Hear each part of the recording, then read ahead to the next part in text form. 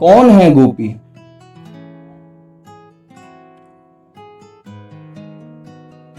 गोपी शब्द का अर्थ है, गो बोलते हैं इंद्रियों को, पी माने पीना या पिलाना। हम कुछ भी अपने मन से अर्थ लगा सकते हैं। ऐसा कहें कि जिसने अपनी सारी इंद्रियों का सुख श्री कृष्ण को पिलाने के लिए रखा है, या ये भी कह सकते हैं कि अपनी प्रत्येक इंद्रिय से श्री कृष्ण का रसास्वादन जो करती हैं, जो श्री कृष्ण का सुख पीती हैं, वो गोपी हैं। शरीर के अंदर 10 इंद्रियां होती हैं, 5 ज्ञान इंद्री, 5 कर्म इंद्री। माने कि आंखें हैं तो श्री कृष्ण को ही देखें, कान हैं तो श्री कृष्ण की ही बातें सुने,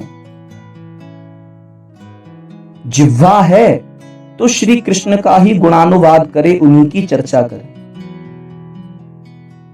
नाक है तो श्री कृष्ण के ही श्री अंग की महक को सूंघे। त्वचा है तो श्री कृष्ण को ही स्पर्श करे, उन्हीं को इस त्वचा का सुख प्रदान करे। इसी प्रकार 5 कर्म इंद्रियां हैं। हाथ हैं तो श्री कृष्ण को ही सेवा में लगे रहें। पैर हैं तो श्री कृष्ण के ही पास जाने के लिए उपयोग हों। और भी बहुत सारी इंद्रियां हैं। सामाजिक रीति के अनुसार ज्यादा विवेचना नहीं कर सकते हैं। तो मूल बात यह है, गोपियों ने अपनी प्रत्येक इंद्रिय को श्री कृष्ण को समर्पित कर दिया, या ये कहें कि प्रत्येक इंद्रियों का सुख उन्होंने श्री कृष्ण को देना चाहा, और श्री कृष्ण को ही देने के लिए उन्होंने अपनी प्रत्येक इंद्रियों को लगा रखा है। 10 इंद्रियों का स्वामी है मन। सबसे पहले हमको अपना मन समर्पित करना पड़ेगा। भाई, राजा अगर किसी का गुलाम हो जाए तो प्रजा तो अपने आप गुलाम हो जाएगी ना। तो इंद्रियों का राजा है मन। गोपी अपने मन को श्री कृष्ण में निरंतर लगाए हुए हैं। वंशी बजती है तो सुध भूल जाती हैं कि अपने बच्चे को स्तनपान करा रही हैं। भूल जाती हैं कि उन्होंने खाना बनाने के लिए चूल्हा जलाया हुआ है, रोटी जल रही है, लेकिन वो श्री कृष्ण की वंशी की धुन में इतनी तल्लग्न हो जाती हैं कि उनको किसी भी चीज का अध्यास नहीं रहता।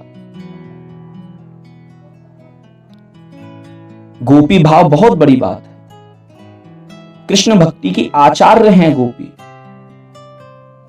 सबसे पहले आचार्य हैं भगवान भोलेनाथ, वैष्णवानाम शिरोमणि। दूसरे आचार्य हैं श्री नारद जी, जो निरंतर भगवान के भजन में लगे रहते हैं। और तीसरी आचार्य हैं गोपियां। अगर भगवान से प्रेम करना चाहते हो तो गोपियों को अपना गुरु बना लो।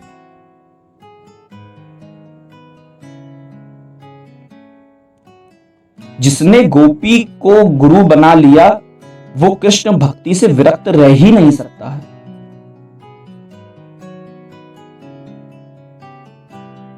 विरह में भी जलती हैं तो उसमें भी इतना आनंदित होती हैं कि उनके लिए मानो ये विरह भी एक बहुत बड़ा उपहार है।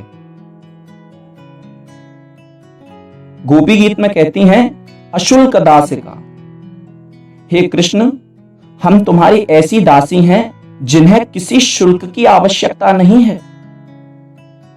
माने कि हमको हमारी दासता के बदले में आपसे कुछ नहीं चाहिए, सिर्फ जो देना जानती हैं।